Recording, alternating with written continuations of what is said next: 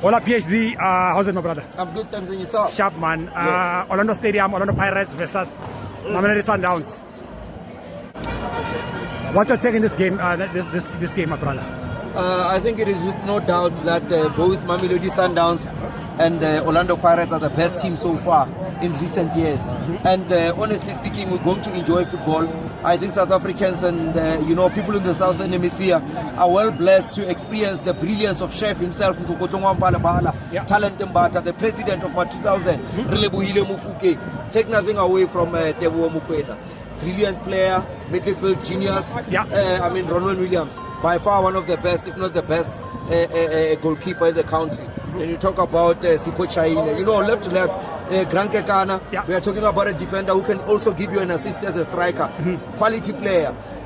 Mudiba, quality after quality. Other sales is now improved. We're going to enjoy, and considering the fact that they're going to play in a very nice pitch, fully packed, it's a sold-out thrill, 6 hours couldn't contain them. We are happy, man. We are happy. We are happy to dish out some football lessons. Yes. This is a very big game, and then you can't predict it. But then I think you'll hope that your team win.